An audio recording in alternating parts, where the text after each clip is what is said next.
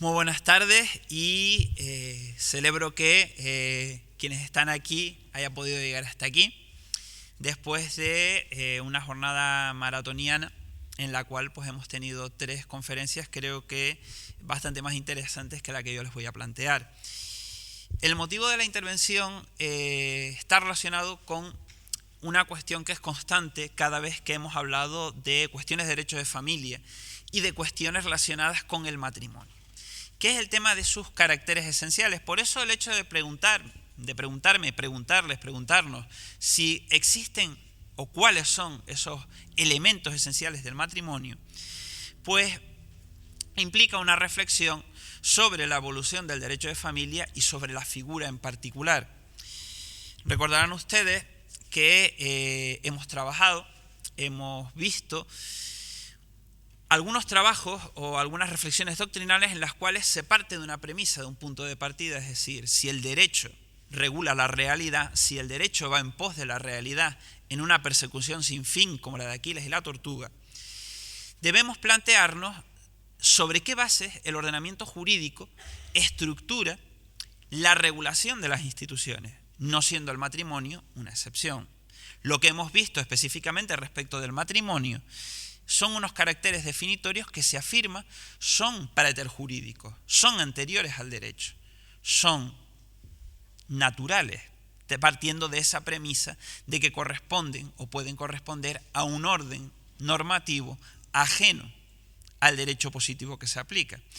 Sin entrar en discusiones sobre la inexistencia del derecho natural, sobre quienes me han escuchado y saben cuál es mi opinión sobre el particular, esas características parten de la premisa de que tradicionalmente, o incluso invariablemente, se ha considerado que el matrimonio es una unión caracterizada por la estabilidad, definida por la afectividad, entre dos personas que consienten en estar juntos para crear una comunidad de vida, en la cual dicha comunidad de vida pasa por la tenencia de descendencia, es decir, por la procreación, por traer hijos al mundo, lo cual implícitamente nos lleva a un elemento que está implícito en esa necesidad procreativa, que es el hecho de que la pareja sea heterosexual. Heterosexualidad, permanencia, procreación, afectividad, auxilio mutuo, son caracteres que se han considerado consustanciales a la propia esencia del matrimonio. Ahora bien, a día de hoy, como hemos visto, existe todos esos caracteres en nuestro concepto de matrimonio civil. Esa es una cuestión que, si ustedes echan una mirada a la regulación del Código Civil en la actualidad, sobre todo la que arranca de la reforma de 2005, y echan una mirada al derecho histórico o hacen una mirada comparada a otro ordenamiento jurídico que se aplica a los matrimonios, como es el derecho canónico, verán que existen sutiles diferencias. La cuestión es, ¿esos caracteres son realmente esenciales? De manera que todo aquello que se salga de esos parámetros no es matrimonio. O por el contrario, el matrimonio viene definido o no viene definido por otra realidad que no sea la del derecho positivo, con lo cual matrimonio es aquello que el ordenamiento jurídico nos diga que es. Tenga o no tenga todos estos caracteres, parte de estos caracteres. Esa cuestión es bastante interesante desde la perspectiva de que la familia, que es una de las consecuencias y a su vez una de las causas del matrimonio, es la piedra angular o el ladrillo base sobre el cual se construye la sociedad. Si definimos la familia, definimos la sociedad. Si definimos el matrimonio de una manera que el matrimonio sea esa piedra angular de la familia, estamos también definiendo la sociedad. Entonces, eso es lo que puede permitir entender, otra cosa es justificar, la expresión que se hace por parte de determinados sectores sociales cuando se dice que las leyes civiles deberían adaptarse al modelo de matrimonio, al modelo de familia, y a renglón seguido se da una definición. Por ejemplo, la que da la Conferencia Episcopal es padre y madre para hijos e hijas. La familia fundada en el matrimonio con fines procreativos. Cuando se está invocando esa cuestión, se está invocando un conjunto de normas que están fuera de nuestro derecho positivo. En el caso del derecho canónico, que entra dentro de las normas canónicas. Si ustedes van al Código Canónico de 1983, que quien me ha precedido en el uso de la palabra ha citado para el tema de la edad mínima para poder consentir, si ustedes van a los cánones 1055 y siguientes, encontrarán que el matrimonio se plantea como un sacramento y se hace una invocación divina para justificar su regulación. Se menciona claramente, y ahí la Biblioteca Vaticana ha puesto a disposición una versión online del Código Canónico que ustedes pueden consultar gratuitamente, hace referencia a la invocación de Jesús como punto de partida en el cual se da valor sacramental al matrimonio. Y donde además se indica que con independencia de lo que digan las leyes civiles, aquellas personas que profesan la fe católica no pueden tener más matrimonio que el matrimonio canónico. Y se hace una definición acorde con los caracteres que yo acabo de expresar. Como también indicaba el profesor Gómez Perals en la ponencia precedente, la tradición del matrimonio en nuestro ordenamiento jurídico, en nuestros territorios, es la tradición canónica. Pero el matrimonio no siempre ha tenido esa consideración. No siempre ha tenido ese valor que en el que nosotros reconocemos que es un valor de contrato de carácter formal, porque podríamos añadir un elemento más. ¿Es elemento consustancial al matrimonio, por ejemplo, la presencia de un rito, de una formalización del consentimiento? Si nos remontamos al derecho romano, el matrimonio no era un negocio jurídico, era una práctica de carácter social que podía tener trascendencia jurídica en función del rito que se llevara a cabo. El famoso matrimonio cum manu sine manu. Si leen ustedes, por ejemplo, la biografía de Cicerón que ha escrito Anthony Everett, un actor y escritor británico, apasionado de Roma y de esa figura en concreto de la antigüedad, se hace una descripción bastante divertida de cómo eran las fórmulas matrimoniales. Una cuestión de carácter social acaba teniendo una trascendencia respecto de las personas, pero ese carácter social no tiene, en principio, esa traslación y ese valor jurídico. Sin embargo, no por ello la cuestión del matrimonio era algo ajeno, a lo cual los gobernantes de Roma dieran de lado, sobre todo precisamente para establecer ciertos controles respecto de la sociedad. El primer princeps, que ustedes conocen por derecho romano, Octavio Augusto, se preocupó de establecer regulaciones fomentando el matrimonio y persiguiendo determinado tipo de prácticas que él consideraba redundaban negativamente en la moral familiar y afectaban también a la moral social. Paradójicamente, si hay que hacer caso, por ejemplo, a los relatos que se hacen por parte de Indro Montanelli en Historia de Roma, o entrando en el ámbito de ficción en la novela de Robert Graves, en las dos novelas, Yo Claudio y Claudio y Dios y su esposa Mesalina, el propio Augusto tenía problemas de moralidad en el seno de su propia familia. Y paradójicamente, el propio Augusto utilizó a la familia y utilizó instituciones como el matrimonio y el divorcio para intentar fortalecer los nexos políticos que permitieran que su obra tuviera continuidad más allá de él. Gran parte del reinado de Augusto se caracteriza por la búsqueda de un heredero viable y fiable. Paradójicamente, todos morían antes de cierta edad. Y si había que hacer caso a algunos historiadores de la época, la mano de su propia esposa Livia estaba detrás, en muchos casos, de esas conspiraciones. Pero la consideración del matrimonio, tal y como lo hemos entendido tradicionalmente, de donde proviene es de un momento posterior, que ustedes conocen también bastante bien, que es del ámbito del derecho canónico. La caída del Imperio Romano trae consigo un vacío de poder que es ocupado por la Iglesia, una Iglesia pujante cuya fe es la que permite galvanizar al imperio y le permite sobrevivir al menos otros 150 años. Eso sin contar el Imperio de Oriente, que perdurará al menos 10 siglos más hasta la caída de Constantinopla.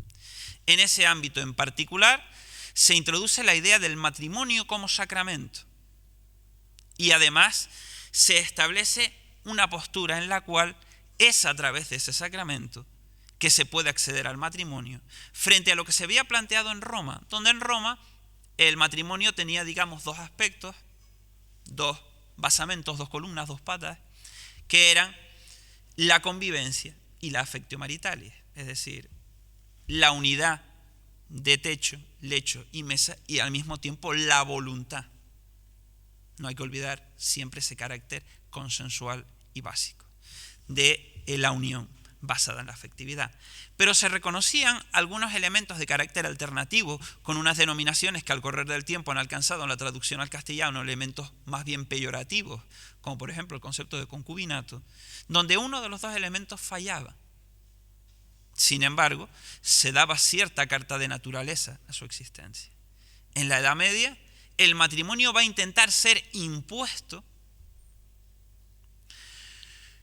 como elemento estructurante de la familia, de manera que se establezca un carácter pecaminoso a todo aquello que salga del matrimonio.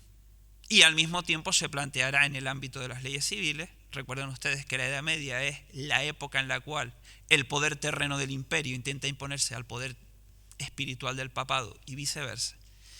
De manera que todo aquello que se salga del matrimonio quede, en primer lugar, extramuros del derecho. Y en segundo lugar, llegado el caso, también pueda ser susceptible de ser sancionado. Siempre en todo aquello que ha salido del guión de lo que se consideraba como matrimonio o familia, la respuesta del ordenamiento jurídico siempre ha pendulado en torno a esos dos conceptos. La ignorancia no existe o la persecución. Reconocemos que existe, pero con carácter delictivo.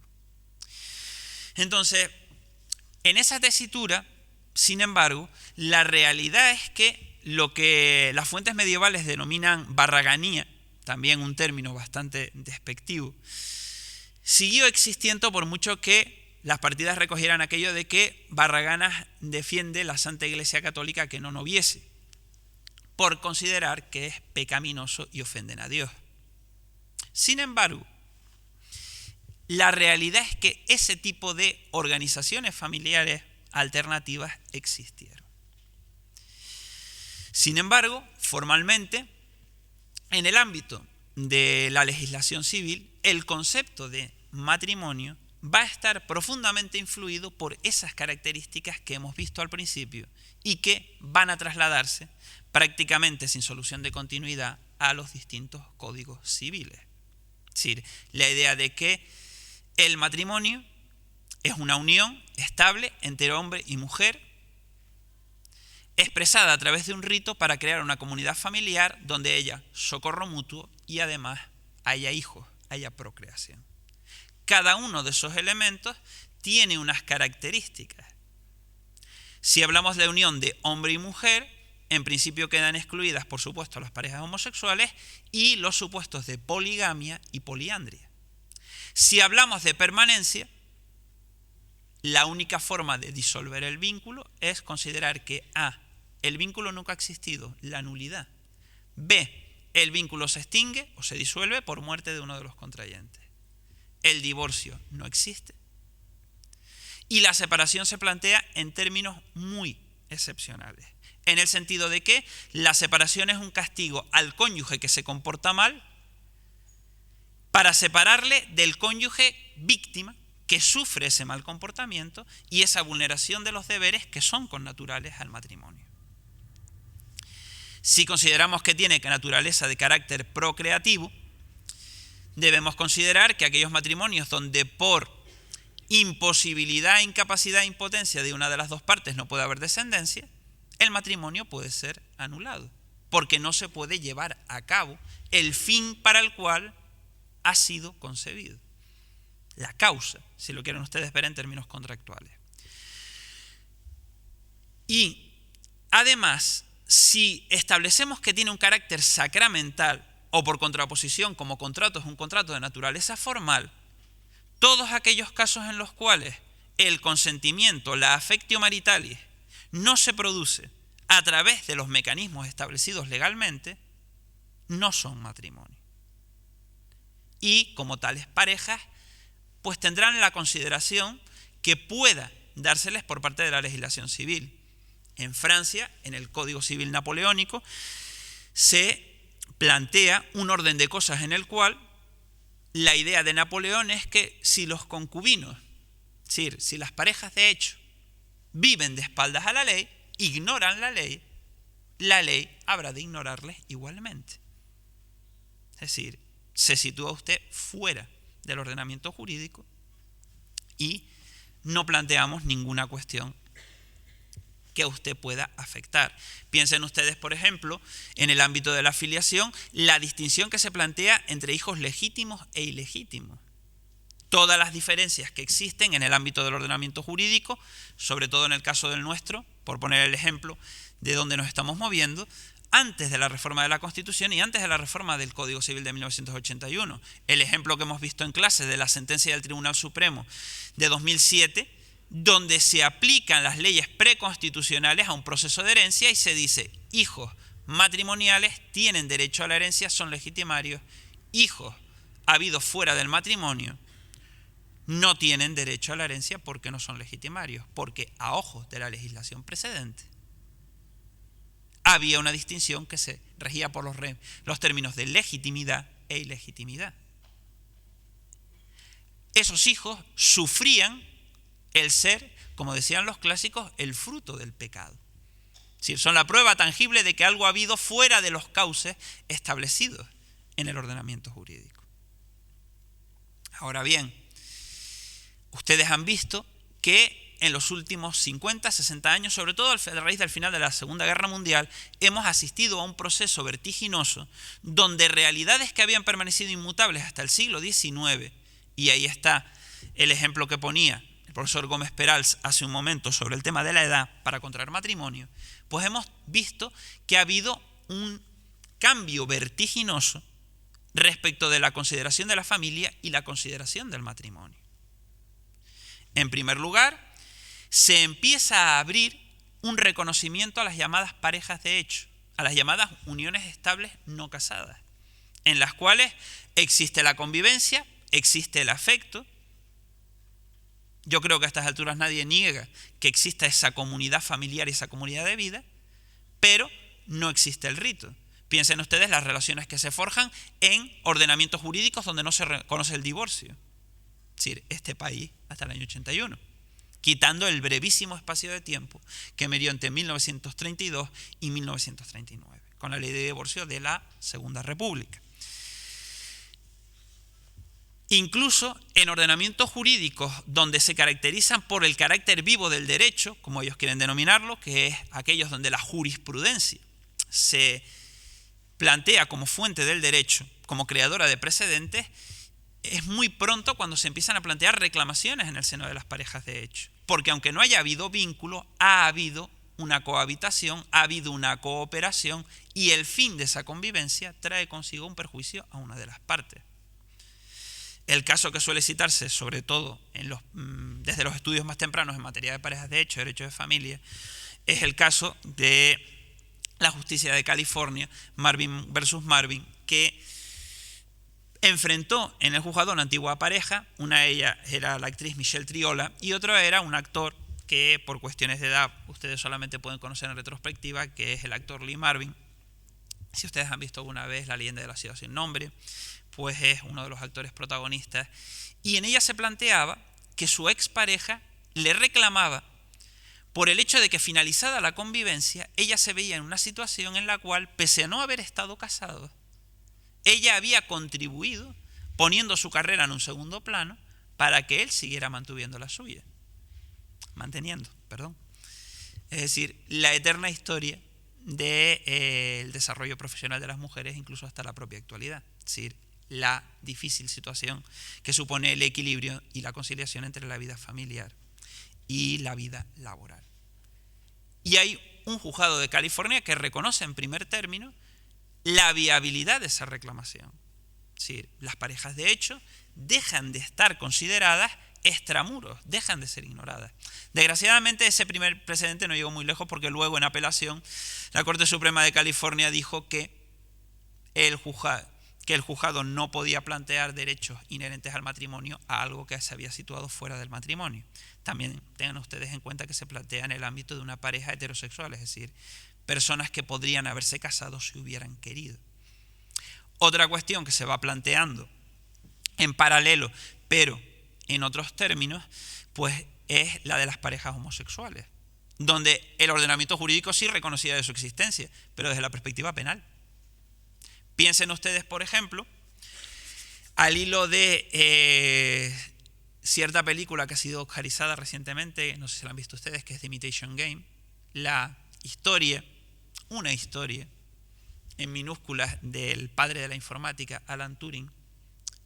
Alan Turing, pues, fue condenado por su condición de homosexual. No hace tantos años, es decir, acabé entre los 40 y 50 del siglo pasado. Situaciones semejantes, pues, las vivieron, pues, dramaturgos como Oscar Wilde, filósofas como Simone de Beauvoir. Es decir, hasta fechas muy recientes, países de nuestro entorno, a los que siempre nos miramos con cierta envidia por considerarlos avanzados y progresistas, castigaban la homosexualidad. A Alan Turing solamente se le ha limpiado el expediente, si es que había algo que limpiar más allá de la cuestión formal de tener antecedentes penales, en fechas muy recientes. Después de que en el año 2012, en la conmemoración del centenario de su nacimiento, el Parlamento británico dijera que no correspondía el indulto a Turing porque se le condenó en una época en la cual su condición era punible, era delictiva.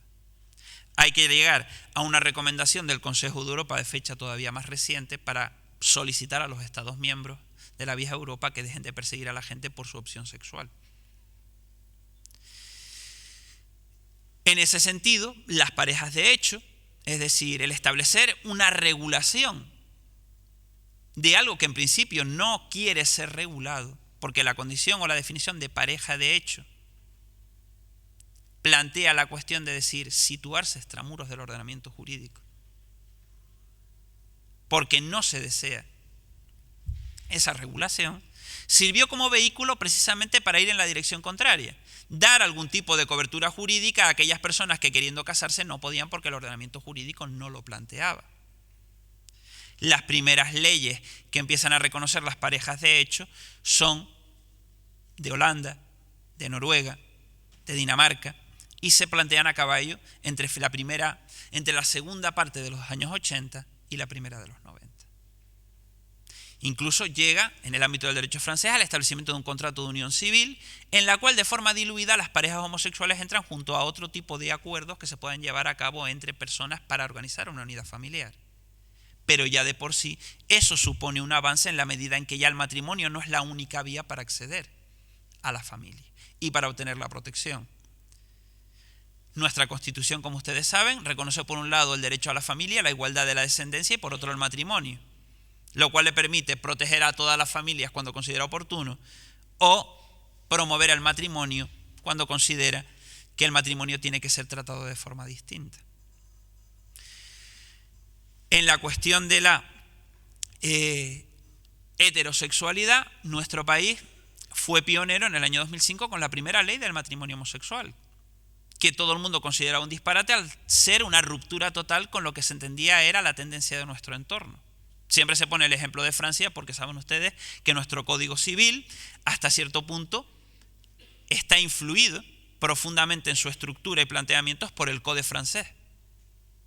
Y entonces se dice, ¿por qué rompemos la tradición de países como Francia, a la que hemos copiado en tantas otras cosas? Y hacemos esto, que rompe con la naturaleza última del matrimonio, con esa invocación al carácter praeter jurídico del matrimonio. Muy bien, en el año 2013, Francia aprueba le mariage pour tous, el matrimonio para todos, el matrimonio homosexual.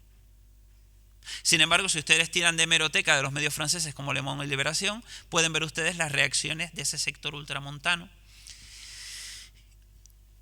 que reacciona de forma airada e incluso se dan episodios de violencia contra parejas homosexuales, cosa de la cual yo no tengo recuerdo que pasara aquí hace 10 años cuando se planteaba la cuestión. Mucho debate en los medios de comunicación, mucho debate en la prensa, muchas invocaciones a expertos sobre esa viabilidad o no, pero violencia, al menos que trascendiera, ninguna.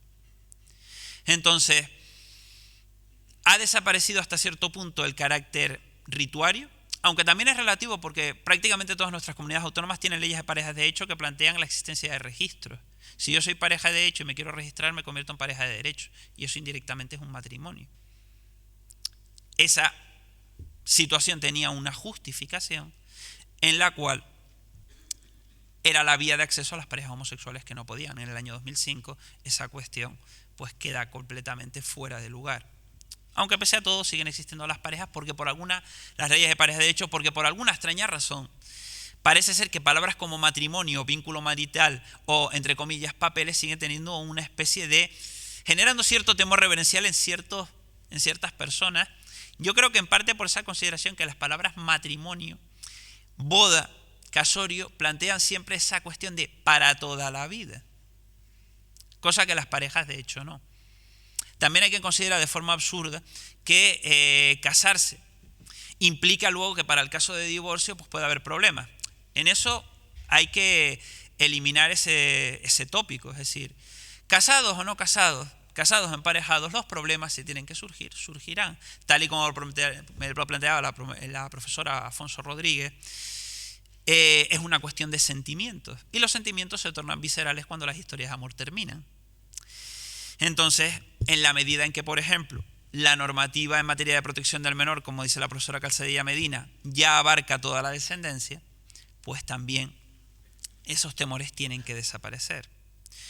En cuanto a la procreación, el reconocimiento de las parejas homosexuales y la eliminación previa, como ustedes conocen, de la imposibilidad procreativa como causa de nulidad del matrimonio civil, pues también han puesto en tela de juicio esa posibilidad. También es cierto que paralelamente ha surgido otra categoría de filiación, que es la que está relacionada con las técnicas de reproducción asistida. Y sobre eso también hay una discusión sobre el carácter natural o antinatural. Ya saben ustedes que por qué la humanidad tiene dentro de su cráneo colectivo un acendrado complejo de Frankenstein, es decir, el hecho de que no podemos jugar a ser Dios y no podemos alterar las normas de la naturaleza. Cuando se critican las leyes civiles que regulan los matrimonios homosexuales, al final lo que subyace dentro de ese planteamiento es esa idea. Estamos vulnerando el orden natural de las cosas, estamos subvirtiendo el orden natural de las cosas, haciendo, digamos, una identificación entre natural como justo y natural como bueno. Yo siempre pongo el ejemplo de que el más poderoso de los venenos es el curar, es un veneno natural, como también son los tifones, las cobras, los terremotos, etc. Entonces, a día de hoy, podemos considerar que el ordenamiento jurídico, al menos el civil, ha creado un concepto de matrimonio que se ha separado de esas características, sin entrar a valorar si esas características forman parte de un todo inmutable o si por el contrario corresponden a una existencia jurídica, social, histórica, económica, política, que ha ido evolucionando en el sentido de ir cambiando y de ir mutando. Sobre ese particular, no me resisto, para terminar, traer una reflexión que es la que siempre planteó también al final de la Segunda Guerra Mundial en relación con lo que se consideraba un excesivo positivismo. Se supone que después de la Segunda Guerra Mundial se hizo lo que se llama una reductio ad Hitlerum, es decir, considerar que la existencia de un régimen como el Tercer Reich provenía de un excesivo positivismo en el plano jurídico, en el sentido de que la justicia venía dada por la legalidad y la legalidad venía marcada por el poder, y que había que plantearse el hecho de que habría que tender, habría que recuperar, habría que invocar determinados valores del ordenamiento que estuvieran fuera del ordenamiento, lo que los filósofos del derecho llaman el eterno retorno del derecho natural, como por ejemplo Gregorio Robles. Es decir, siempre vamos a tener que invocar un aspecto externo. ¿Por qué? Porque siempre va a haber unos valores que van a estar por fuera van a ser unos valores inmutables que plantean cierto concepto de justicia. Y si los perdemos de vista, mire usted lo que ha pasado. De nuevo, aunque es un tema que en clase he repetido bastantes veces, siempre vuelvo a colación por él, más que nada porque es un tema que no conviene olvidar, sobre todo porque a nivel político ya ven ustedes que cierto tipo de movimientos aledaños siguen medrando, que es el tema de la aplicación de las leyes raciales en la Alemania nazi en relación con el tema del derecho de familia. ¿Por qué lo vuelvo a repetir? Porque, por ejemplo, todavía me ponen los pelos como escarpias tener conversaciones con personas a las que considero conocidas, a las que considero con cierto nivel de entendimiento y cierto nivel de cultura, y sorprenderme planteándose que son negacionistas del Holocausto. Es decir, o escuchar las declaraciones de Jean-Marie Le Pen, padre fundador del Frente Nacional francés, padre de su actual dirigente y abuelo de su futurible dirigente, porque también se trata de un partido de naturaleza familiar, es decir, un poco a la romana, que dice que las cámaras de gas fueron una anécdota, un apéndice dentro de la Segunda Guerra Mundial. Entonces, cuando uno escucha determinado tipo de cosas, pues es necesario volver a traer a colación y recordar que en base a un planteamiento pseudocientífico como es el de la raza, ahí les recomiendo el libro de Gabriel Andrade, Las razas Bayatimo, en base a ese concepto se construyó un concepto de familia que prohibía las relaciones matrimoniales entre ciudadanos alemanes y judíos, en base a una pretendida recuperación de un acervo histórico, racial y cultural que había sido perdido como consecuencia de las mezclas. Biológica y genéticamente también la afirmación es un disparate. Porque es precisamente la diversidad genética lo que nos hace viables como especie y no precisamente el mantener determinado tipo de fenotipo que es el de ser alto, rubio y con los ojos azules. También, al hilo de otra cuestión, me resulta absolutamente fascinante que unos tipos que eran justo lo contrario de ese estándar convencieran al resto del mundo de que aquel era el estándar bueno y se inmiscuyeran en cuestiones como las relaciones familiares. ¿Con quién debes casarte? Tienes que plantear remontar tu linaje y el suyo hasta 1750, los 7 apellidos alemanes, tener un número determinado de hijos para repoblar la patria porque nos vamos a la guerra. Ese es el resultado de cómo las fuentes del derecho son subvertidas porque el BGB no es derogado, sino que simplemente 2 leyes que se sitúan a su alrededor establecen un planteamiento de carácter racial. Porque son leyes vigentes, son de obligado cumplimiento. Y además generan una influencia en el entorno porque leyes antisemitas en materia de familia se acaban desarrollando en otros países como Eslovaquia, que en ese momento es independiente, y Hungría. También tienen que tener en cuenta que el sentimiento antisemita no era una novedad ni era patrimonio exclusivo de la Alemania nazi. Entonces, en ese planteamiento se suele poner como ejemplo de decir, si perdemos la perspectiva de los valores inherentes al concepto de matrimonio, pues podemos llegar a esta situación. Quizás una estructuración de carácter bastante simplista. Si por el contrario vemos que el ordenamiento jurídico ahora define otro concepto de matrimonio, entrando ahora otra vez en la cuestión civil, pues también podríamos plantearnos otras cuestiones. De los elementos estructurales que yo les planteaba, heterosexualidad, monogamia, permanencia, procreación, prácticamente todos han desaparecido. La procreación, por el procedimiento tradicional, ya no es causa sobre la que se haga pivotar la nulidad o validez del contrato en el ámbito civil. La permanencia permite establecer ese divorcio que además lo adelantaba la profesora Afonso Rodríguez, es decir, ya ni siquiera vamos a tener que ir al juzgado para poner fin a un matrimonio, bastará con ir al notario. El carácter rituario, tenemos el reconocimiento de las parejas de hecho, la igualdad de la filiación. ¿Qué nos quedaría? La monogamia, que todavía es cuestión de orden público. Entonces el siguiente paso podría ser decir, bueno, podríamos plantearnos, y aquí les cedo la palabra a ustedes, pues la posibilidad de que en un futuro cercano tengamos la poligamia, pero también la poliandria. Porque es una cuestión bastante curiosa. Los ordenamientos que como tradición recogen la poligamia no reconocen, digamos, la poliandria. Es decir, el varón puede tener varias esposas, pero la esposa no puede tener varios maridos. Entonces, con ese planteamiento termino mi alocución, y si tienen alguna cuestión que plantear y no están demasiado cansados, pues pueden hacerla ahora en el turno de preguntas. Muchísimas gracias por su atención y por haber aguantado hasta ahora.